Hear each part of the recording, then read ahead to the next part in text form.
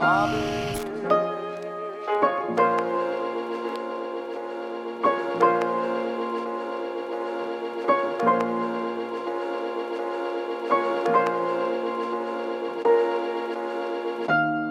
money. Yo, what's going on, world? It's your boy Najee from rapradar.com. And today I got a very special guest, man. Seated to my right, hey, man, flat out, this one of the hottest in the game. Album just dropped. My man, Big 14, Trippie Redd. What's up, baby? Papa. How's everything, man? I'm good. How you? I'm all right, man. It's been a good week for you, man. Album came out, you moving around. How do you get excited still at this point? Like once it's album time and all this shit happen, do you feel excitement still, or is it kind of just like you just watching the landscape and laying back? It's exciting. Yeah. It's exciting as hell, but it's the same, the same shit that you just said, sitting back and seeing the landscape too. Right. How much does when they talking about like first week sales and all that shit, how much does that part matter to you? Or if at all? To me, I like seeing first week numbers, but it don't really matter. Yeah. We live in a streaming world anyway. Right. Like when you talking about do you have goals that you personally set up? Like, all right, I need X amount, I need to sell 50,000, I need to sell this. Like, do you have goals like that, or just kind of like, just wait it out? I be wanting to sell at least over 60. Over 60? Yeah. All right, for sure. I mean, the placement, does the Billboard charts matter to you? Because it had a couple people that came out or like slots on Billboard or just... I don't really care for that type of shit. It's more about the music with me. For sure. You know what I'm saying? And reaching my fans and shit. Nah, I feel that. Man, Exclamation, man, I like the album, bro. You got a couple joints on there that's really hitting. I like it, and I know, as soon as you turn it on, obviously the title track is different, right? You kind of off rip, just giving a different vibe. Right. Why was that important to you? Because I feel like that set the tone, but it was like different than any other song on there. It was the most different out of the catalog, so I made sure I was the first one. Yeah. And that was also one of the 2 love songs on there, so that's why I had to make it first, just to give them something as far as love. But the project itself is just me being myself and shit, and putting together a body of work that don't necessarily have to be about love. It could be about anything I'm going through at the moment. So that was the goal. I didn't do a lot of screaming on there either. Right. I feel like it, to me, and you could correct me if I'm wrong, but you just seem happier on this project a little bit more to me. Like, it feels like just the vibe and the content feels like you just mentally feel like in a better space. Yeah. Yeah, like it's up. It's not a down. It's a up. Right. Why was that? Is it just like the period in your life where you made it, you felt like that? Was it like a conscious choice, like, I need to make some up shit? Like, why was it like that? That was the vibe of the album. It's the vibe I had. Like, I come up with different vibes for different albums. Like, for example. Part 2, number 2? Number 2. Let's get it. Like, for example, A Love Letter to You 3. All love songs, all that type of vibe. You got a couple different little vibes, but they all pertain to love in some type of way. Life's a Trip, more alternative. You know what I'm saying? It was grungy and alternative, but it was still, that Trippie Redd screaming shit. Sure. You feel me? And then this one right here was just more so like, it was a tribute to X's shit. You know what I'm saying? And I like how when he did his project, he was just versatile. He was being himself. Yeah. So that was my whole thing with this project, just being versatile, being myself, not really pertaining to love, but just talking about, anything that comes to mind, like when I'm vibing with my niggas and just chilling. Yeah, for sure. I mean, being that it's a tribute to X, obviously X had the question mark album, yours is the exclamation point. Right. How much do you feel like, just his influence on you kind of shaped the direction of this project? A lot. Yeah. A lot. It's just like sonically or just the relationship? Because you guys had a real tight relationship. Is it sonically or the relationship part? It's not even, sonically it's me, you feel me? Yeah. I ain't never sonically gonna wanna do anything somebody else did, but it was just the format and the way he did it. You know what I'm saying? Like, just the way it was structured and the way the songs were and shit, like, I just fucked with that shit. And like for this album and shit, like, I just released it early too, because it could have been all the fucking 21 songs, but rather than that, I'm just doing a deluxe. You know what I'm saying? So giving it piece by piece. But this one, I just wanted everybody to hear the first part and just know that it was some other shit. You Right. feel me? Yeah. Now when I drop this deluxe shit, Yeah. it's gonna be like shit, you know. Is it more regular love shit on It's there, more or like, is it like, it's what's like the a vibe? piece of like what a love letter to you could be like in the future, like a love letter to you for or something. You know? Yeah. Like it's just a piece of like the shit I'm about to be working on. So. That's a fact. I mean, how do you pick, because you, like you say, you putting it together, you got this part, and then you got the deluxe, which everybody's been waiting for. How do you kind of decide, like the structure of just like, all right, these is going here on this, then I want to save these for this. Like, how do you decide that? Putting together the album sonically, you know, I have the vision for that shit. Yeah. Like through my ears. You feel me? So, Hey. yeah, the vision through my ears. I got eyes in my ears, nigga. All right, But, that's a fact. really, it's just like I have to put the project together a certain way. In my head, it gotta be put the way I want it. You know what I'm saying? I'm never gonna put it how everybody else wants it. So like you can hear a snippet, and they go on YouTube and they got 200,000 views or 2 million views. I don't give a fuck. If I don't want that shit on my album, It's a I'm not dub. putting that shit on Yeah. my album.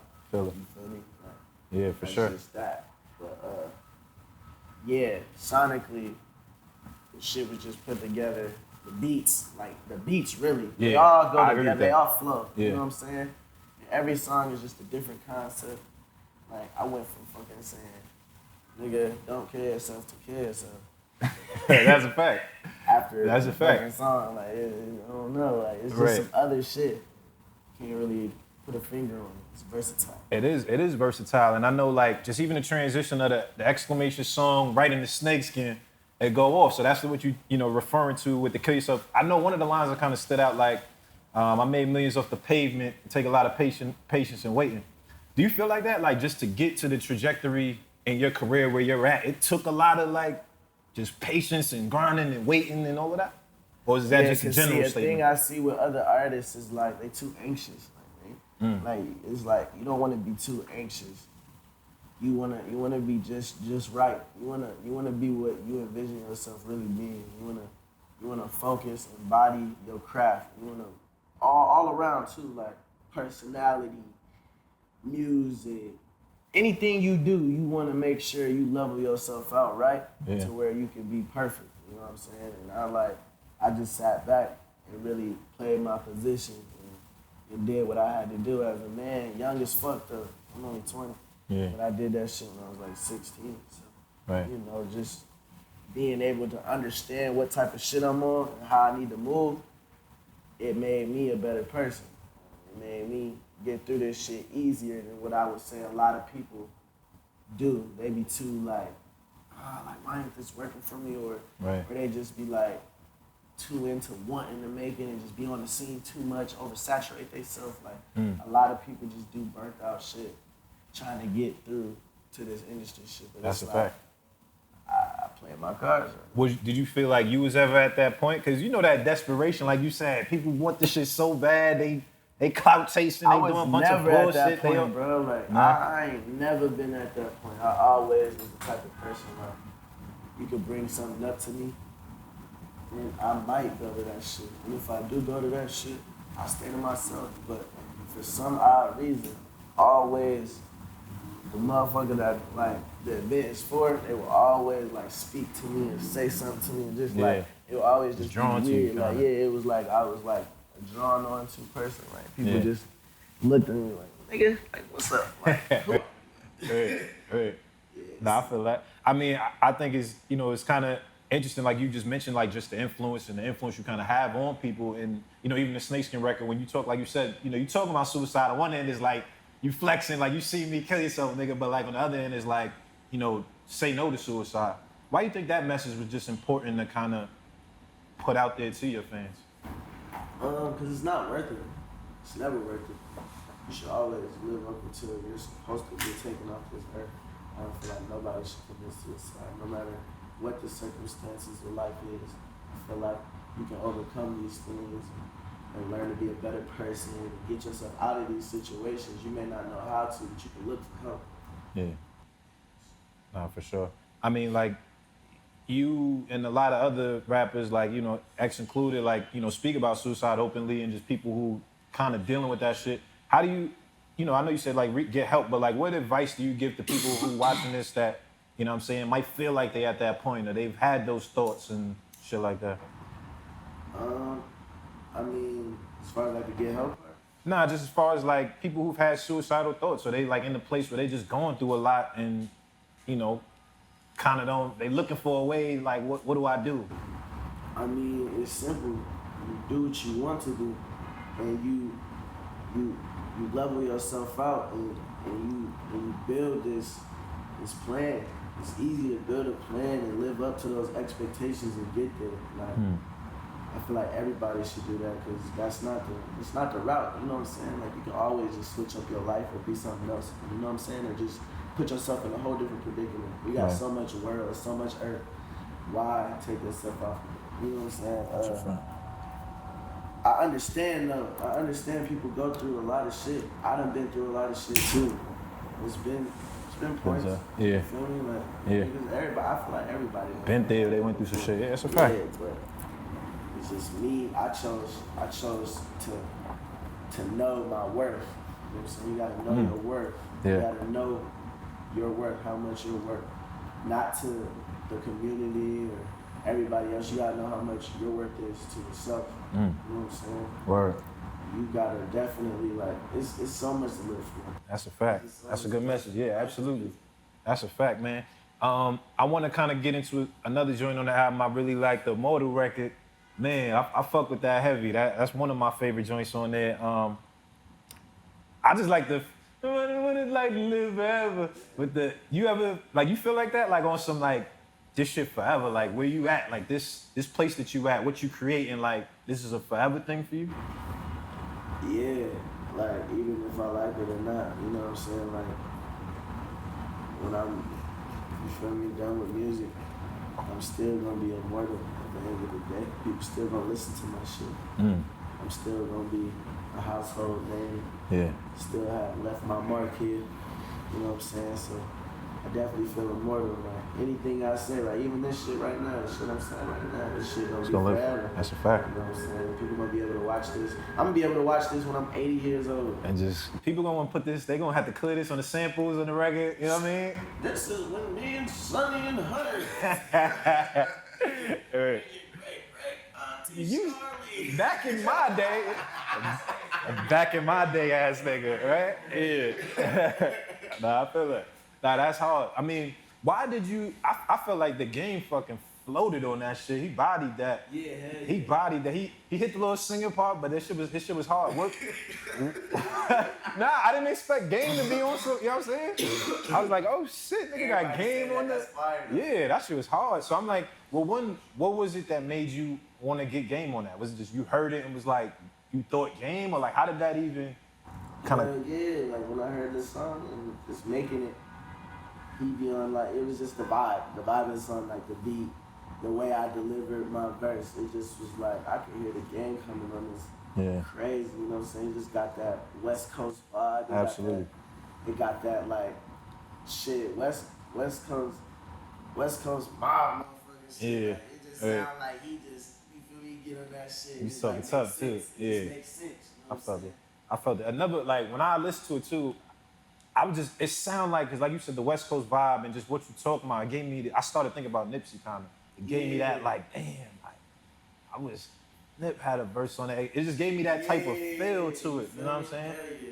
That's crazy. I had met Nip at Barty's, New York. Oh, shit, out here? It was, not out here. It was just, Oh, yeah, New York, yeah. It was in LA.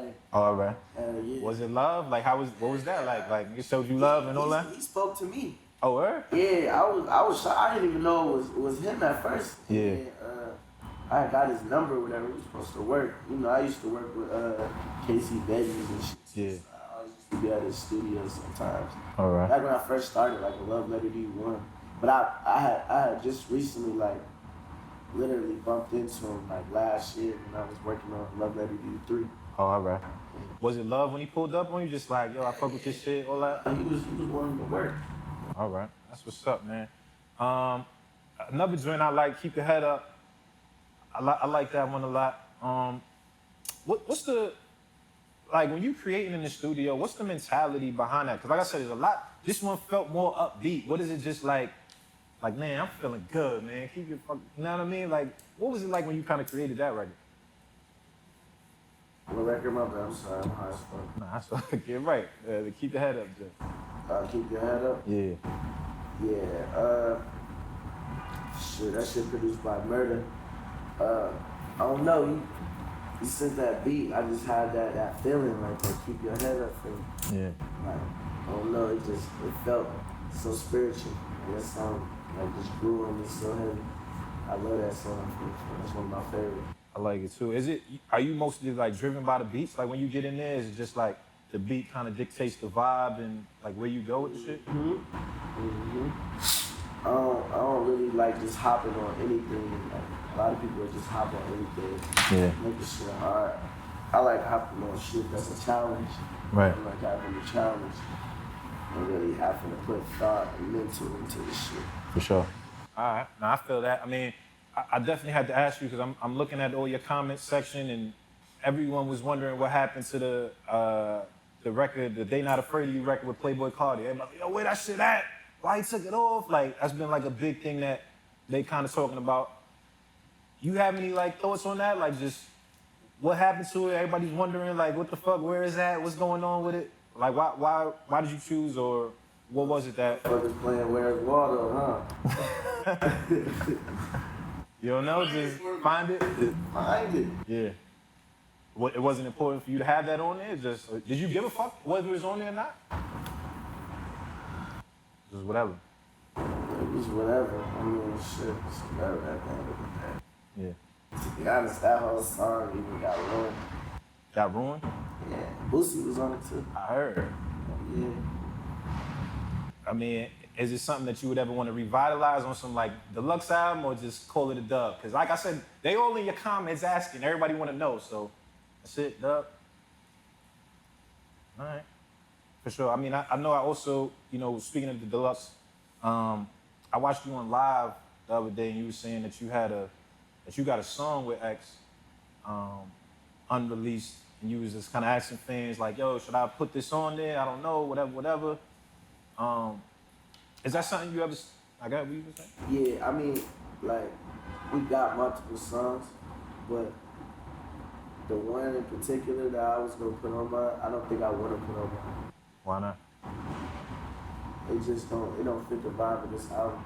I put it on something else. This was like a tribute. I don't want it to, you know what I'm saying? I don't want it To take it away from them, yeah. It's just a tribute. It's not, like, I'd rather release it as a single or release it for free on SoundCloud or something. You know? That's real. Yeah. Is it like a single type of record? But then we got some shit. Got some shit? Yeah, we got shit that's good enough to be called Fuck Love too. Okay. All right. What do you think, like, well, I don't even say what do you think. Could you kind of describe, because, you know, y'all was real tight and, you know, your styles kind of complement each other. Like, even since you was on X's album, only feature on there, like, what is it like in the studio with y'all two together? Can you kind of, like, describe and paint that picture, just like y'all in the studio and the chemistry? So on record, we hear the shit, but I'm just trying to get a picture of what it's like when y'all are actually, you know what I'm saying? It'd be funny as hell. Like, we both characters. We both funny as fuck, so Yeah. we just do crazy ass shit. Like, we was crazy as hell. Around each other, like, to be the duo, like, we was crazy as hell. Yeah, just on some joke shit, laughing, wilding out. Like, always just like on some like super just down to earth shit. Like, we'll be like talk about some serious shit and then instantly just say some bullshit out of nowhere. Start busting out laughing. Right. Real shit. And we was very into like just talk about our music and shit and like timeless music and like sonically how shit sounds and shit. All that shit, like, we really discussed it amongst each other and he ultimately did what he said he was gonna do, just like I did what I said I was gonna do. That's a fact. Each other. Yeah. That's crazy. That is crazy. Yeah. Damn. Wow, that is super crazy, man. The Under Enemy Arms record, I've been liking that one for a while. Watched that one. It had the Call of Duty-esque video. You out here busting guns, going crazy with the Call of Duty shit. obviously everyone saw the little rat at the end, you know what I'm saying? They talk about that. We sent a little rat shot. That was, I thought that was funny, cool little thing. When you kind of like, obviously like y'all had you and 6ix9ine had your public thing or whatever the case may be, but like they dropped like articles kind of saying how, in the indictment they're trying to say like that they felt like the Gummo record was about you. Did you ever feel like that? Like when you listened to the record that it had anything to do with you? Speaking on that red ass shit, man. Yeah. Fuck that red ass nigga and that red ass shit. All right, for sure. I respect that. Last question on it. If you think like, obviously like when you get out early, with somebody, if you rat and get out and come back, are you still able to have a career post-ratting? Is that possible in this like era? Not even just him, just in general. New York, you got hella rats that just be roaming around this. I think y'all got the most rats in America. We do. There's a lot of rats out here. There's a lot of rats in New York. Yeah. All right. Got a white one too. All right, for sure. Cool. So just moving forward, like, now that we got the album out and it's finally here, this body of work, where do you kind of feel like, I always like to ask people where they see the trajectory taking them? Because you've kind of built this big brand, this big fan base. How does this album kind of like propel you forward? Where do you see it taking you? Shit. I feel like I always do this shit. Like I always go through a year time just working on a project. You know what I'm saying? I put it together and I drop it. And ultimately, it does amazing, regardless of what anybody ever says about it. You know what I'm saying? Yeah. That's been always my goal, just putting out these projects that come from the soul and the heart. I don't really have no motive to really do something extravagant or over the ordinary. Like I want to be myself. You know what I'm saying? I really just want to create good music, good timeless music that I feel like in my heart was amazing enough to put out to my fans. So, shout out to my fans and shit. Shout out to your fans, man. Yeah, that's For sure. Now, lastly, you said Being Yourself, that record, the Be Yourself record, is that what it's called? You know what I'm talking about. Yeah. I like that shit a lot, and it's important to me because, just stress being able to like feel like you could be yourself. And I feel like you've always kind of been that and presented that, at least publicly, to people. When you think of just like that idea of like, yo, being yourself, Trippie Redd, what does that mean? It is. I be Trippie Redd, Michael Lamar White, me myself. I ain't never changed up for nobody. I just always been myself. I've always been on this music shit. My whole craft and how I put it together, it's always been the same. The way I dress has always been the same. The way I dye my hair has always been the same. The way I wear grills has always been the same. Like, it's always just a stare. Like, my whole family, everybody in my family got hella tattoos all over their body. Oh, moms and all that, moms. It's a no-brainer for me to have tattoos all over me. Yeah. I'm being myself. Like at the end of the day, like I give what I am. And if you don't like it, you don't like it. If you like it, you do. Oh well, it's however you partake. You still know me. You still look me up. They do. A lot of people watch this. That's a fact. Big talk. I think that's important, man. Just kind of keep, spreading that message and you being yourself, man. We like yourself. We like this album. We're going to keep supporting you on Rap Radar. And, I appreciate you pulling up, man. Yeah, appreciate it. My G. Hey, this is another dope episode of Cigar Talk. My man Trippie Redd. Make sure y'all go get that album.